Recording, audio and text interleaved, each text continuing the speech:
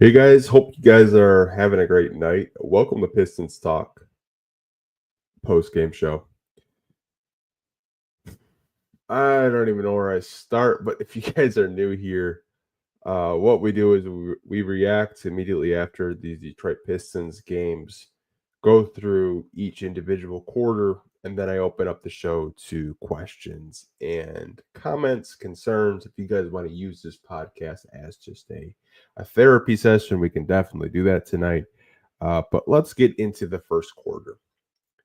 So the Pistons were playing the Utah Jazz tonight, right before they go on the road trip.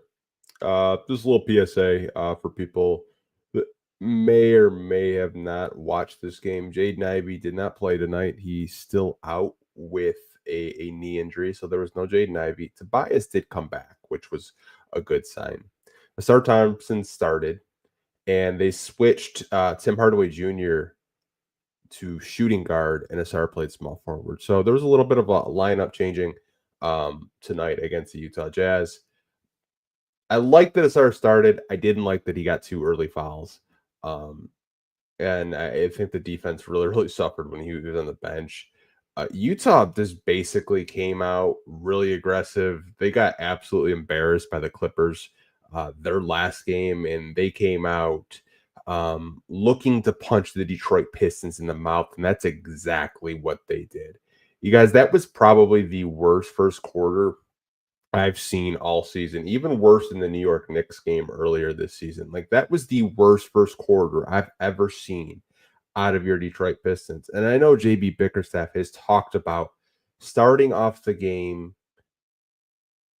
is so important because it kind of dictates how you play for the rest of the game.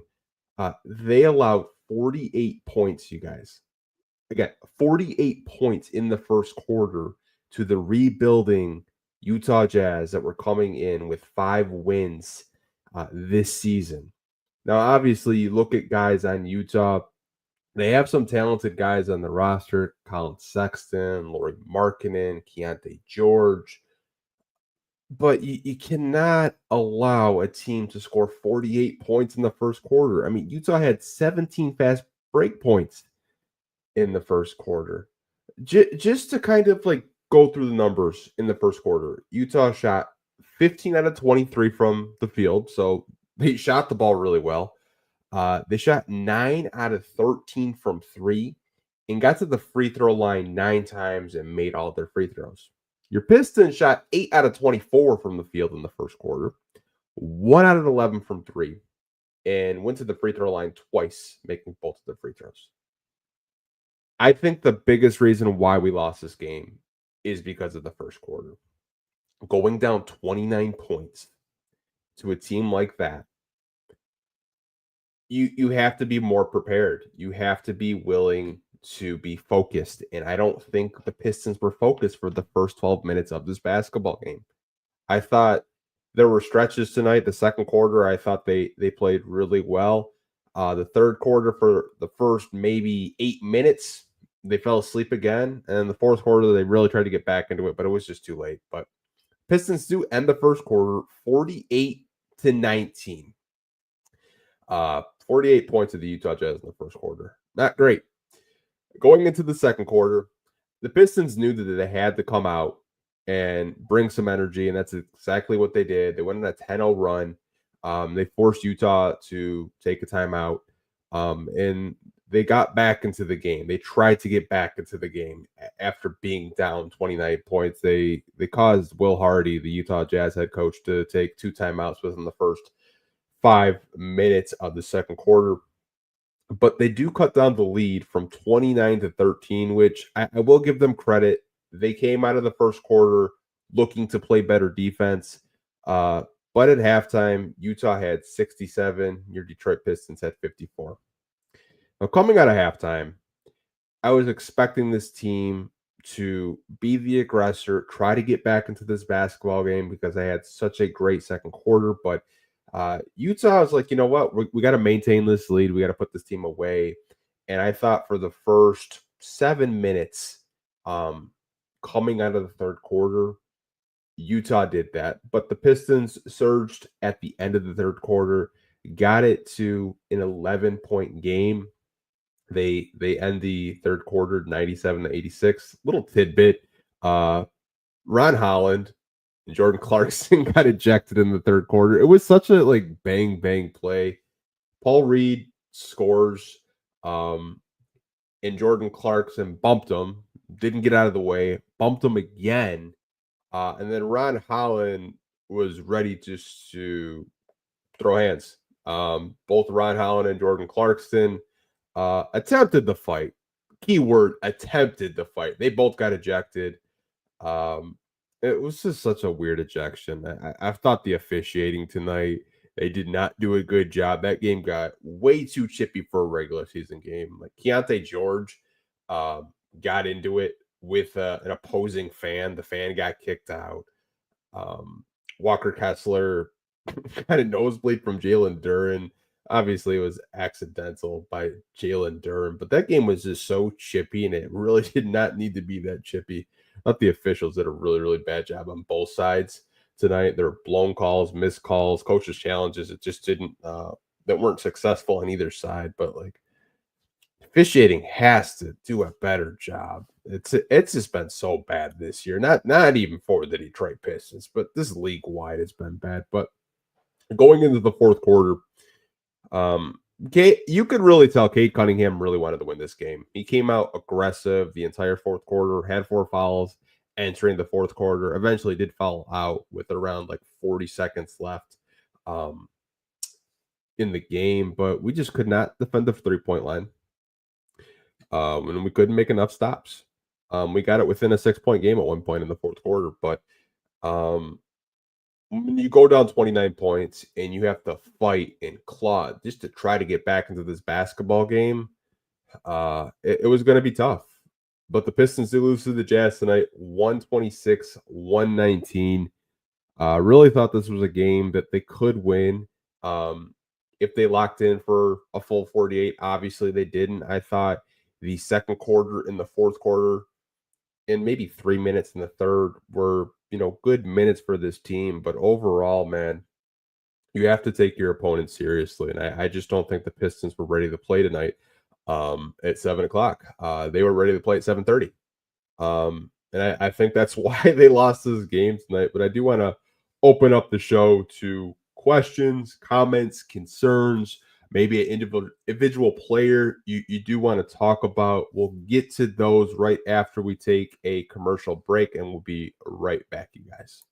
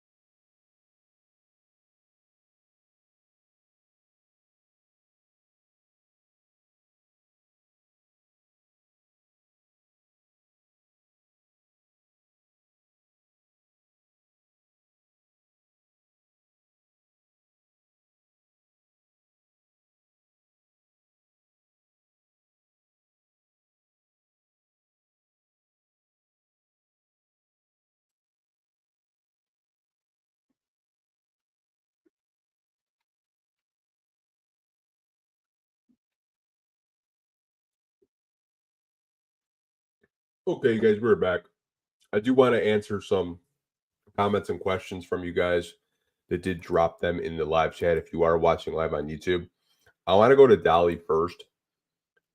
Dolly has a comment about Tobias Harris. I do want to read it for you guys that are watching live right now or listening back later on the audio side. Tobias has been the biggest disappointment. He missed so many key shots. I wouldn't mind seeing him traded at the deadline. I do want to say this game from Tobias is definitely up there in terms of just being an all-time stinker. I do agree with you. Like, if you just kind of look at the box score for Tobias Harris tonight, let me pull it up. So, Tobias Harris, 30 minutes played, 3 out of 13 from the field, 0 from 3 from 3, 8 points, 7 rebounds, 2 assists, 3 fouls.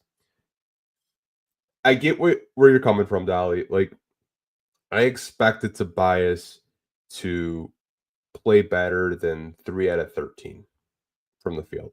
I do. He's a veteran that you're leaning on to take over games when you have nights like tonight.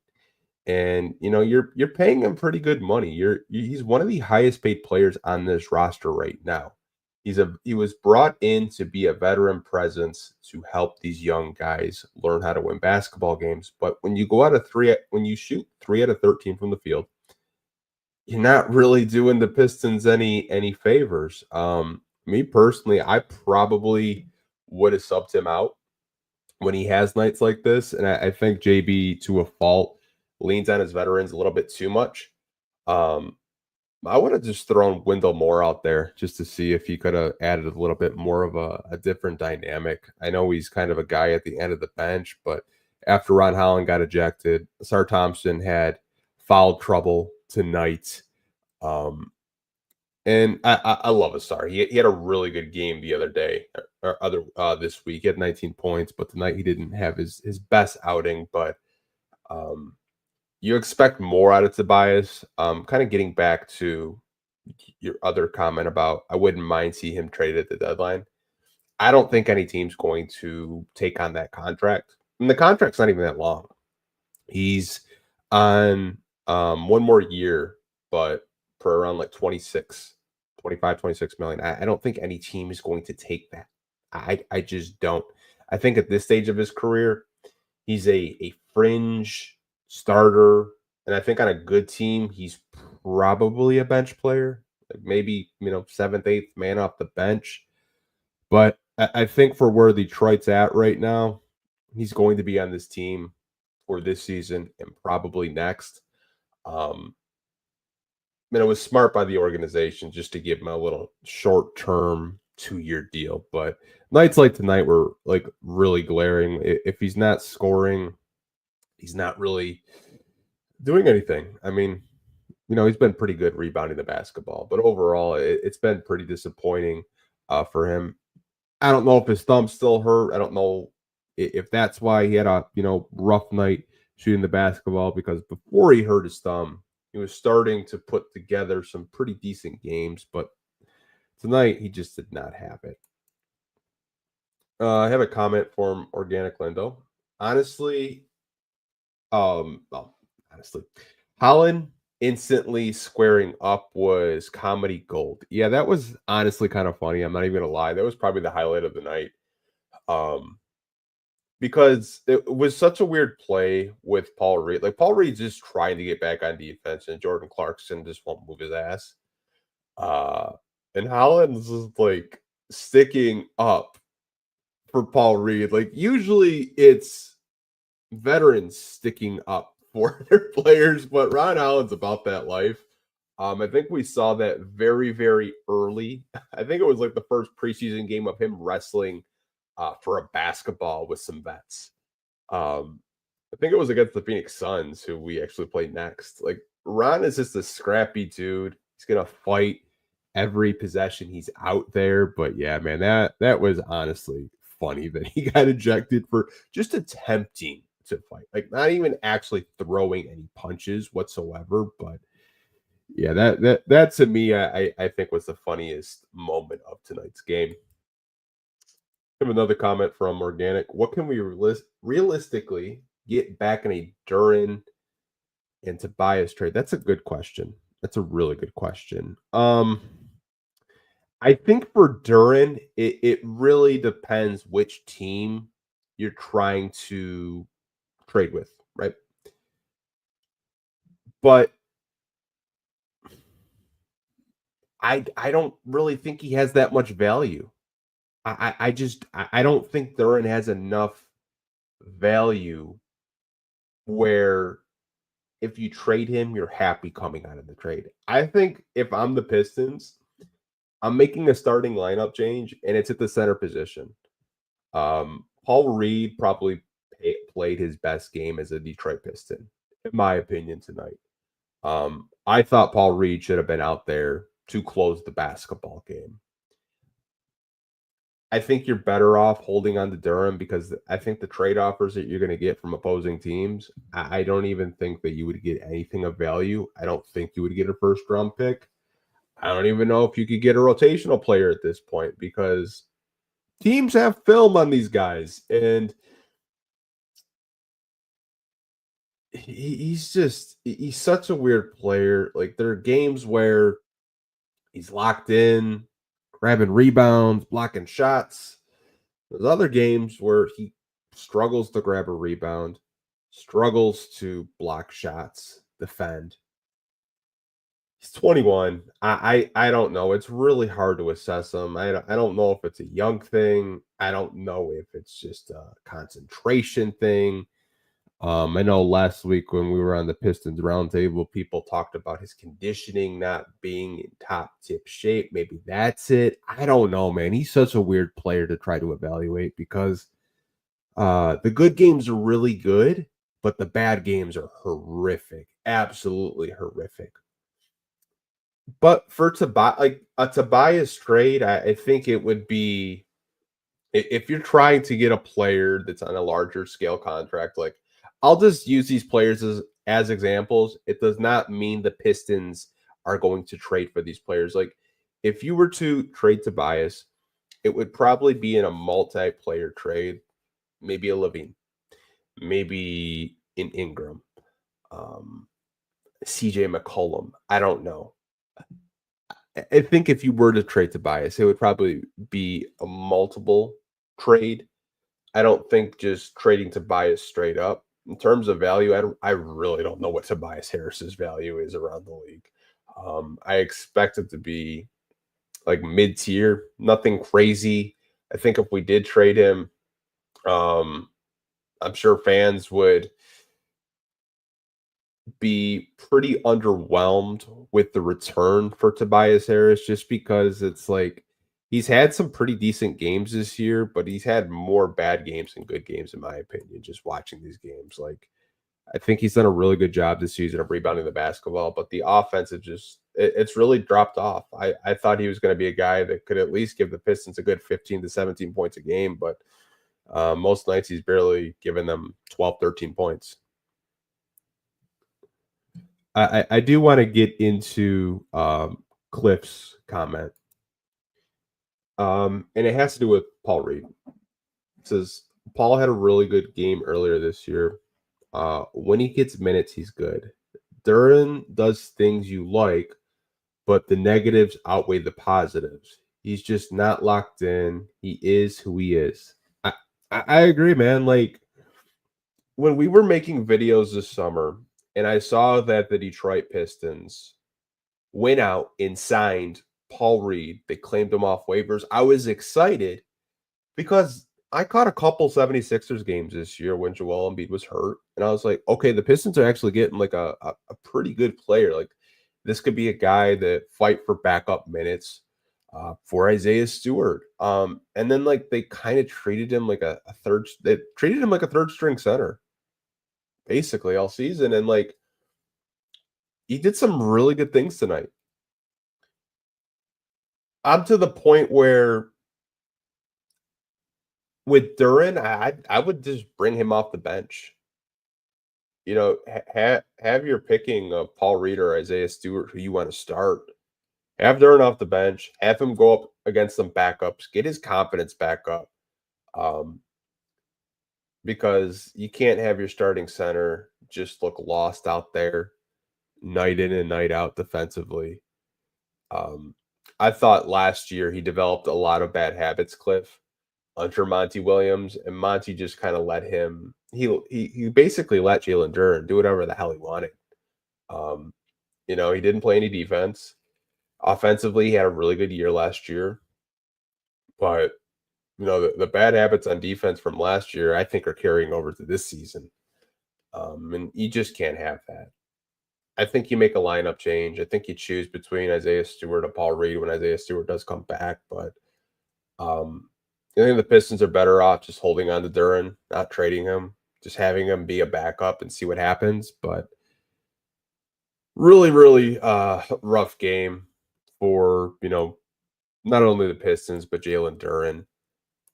I just, I don't know. Because he was really good as a rookie.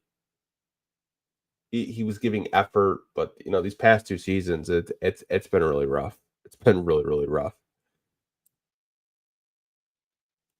We have a comment from Marco. Where is Duren's upside? He has no mid range, no hook shot, no dribble drives, all dunks. Where's the potential? I think there's potential in terms of just being a rim runner, catching lobs. He's shown in certain games that when he's focused and locked in, he can at least bother shots. It's just really hard to look at him as a player throughout this season and sell potential to you guys. It's becoming harder and harder each post-game podcast. I just think they need to make a lineup change. I really, really do. I honestly think that making a center lineup change, changing the center position, could do a lot for this team. And I think it's probably Isaiah Stewart that gets the starting nine. If I did have to guess, if they do want to go down that route, but Duren does have some upside, but upside doesn't win you basketball games. I think that's a conversation that a lot of people have on social media about, guys that are young, still make mistakes. Like they have upside. Well, upside doesn't really win you basketball games. Talent does. At the end of the day, Duren has all the raw talent in the world. It's just it hasn't been developed. Imani did him no favors last season. Never held him accountable. Let him basically do whatever he wanted defensively last season. And he had a bunch of ankle injuries. The effort's been piss poor. But I don't want to harp on Duren too bad. I think collectively as a group, this was just a piss poor defensive game. I mean, giving up 48 points to the rebuilding Utah Jazz was not a good look. But that's just the way I look at it. Cliff says, I thought he could be a Chris Webber, show the ability to play make, but he's regressed so much. Yeah, I've seen the C Web comparisons. I even think Rasheed Wallace had comped him to a young C Web. But yeah, I don't know, man. It's really hard to watch these games and try to pinpoint what it is. Like I've talked to a lot of different people. Some people say it's conditioning. Other people say it's effort. When I watch it, it just seems like he's not focused. At times, there are possessions where he does make some good decisions, but there are other possessions where it kind of leaves you wanting more and scratching your head. But I don't know. I think at the end of the day, you can't be losing into a rebuilding team that's not even trying to win basketball games. I don't know, man. It's really, really hard to come up here and try to spin positivity when they lose the way they lost this game. Like if they would have played the way they did in the second quarter, they probably win this basketball game, and we're having a completely different conversation. But instead, we're focusing on one player. You guys want to know about Duren. I don't know. Trajan Langdon and this front office have a lot of decisions to make. They really do. I think the trading deadline is going to be so entertaining. I'm really interested to see what they do. If they do move any of their core pieces, I'm not sure if they will or not. But I mean, if this is a team that's kind of flirting with that play-in tournament, maybe they do make a move to try to get this team more wins at the end of the day. But it'll be interesting. We'll take one more question from Quinn. and then I'll probably just wrap this podcast up. Quinn, are we tanking or are we actually trying to win here? This is a disgrace for the fans. I would say they're trying to win, Quinn. If they were tanking, you probably don't sign Tobias Harris this summer. You don't sign Malik Beasley. You don't trade for Tim Hardaway Jr. I believe that they're a very frustrating basketball team to watch right now because when they do play well, the all-time highs are high, right? But the lows are games like tonight where it has you thinking like, what? This team is so inconsistent. But I think at the end of the day, Quinn, these are teaching moments for this basketball team. The teaching moment tonight was when the first quarter starts, you have to bring it. You don't bring it in the second quarter. You have to be locked in for a full 48 minutes. And I think that's the biggest thing with young teams like the Pistons is having consistency. But at the end of the day, I could see why you think that they're tanking. I assure you, they're not trying to tank for Cooper Flag. It may look like it tonight, but that is really not the case. They just weren't ready when the game started. They weren't ready until the second quarter, and that's happened a couple times this year where the game starts at 7 and they're not ready to play until 7:30. But they're going to be growing pains this season. It's not going to be perfect. They're still on pace to win 30 games this season, you guys, even with this loss. Like that's a big step in the right direction from winning 14 games last year to possibly winning 30 games this year. I think most of you would be pretty happy with that.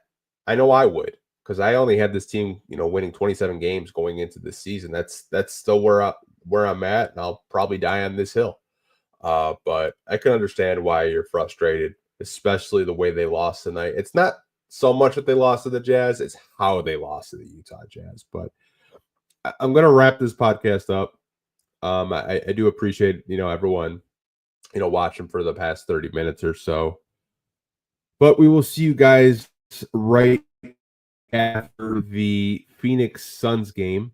And then also this weekend, we're going to be doing a podcast with Pistons Jack, who I don't know if you guys know who that is, but if you do, really good Detroit Pistons content creator. We'll definitely have him on this Sunday talking about your Detroit Pistons. Just wanted to give you guys a little bit of PSA for the podcast this weekend, but hope you guys have a great rest of your night. Take care and go Pistons.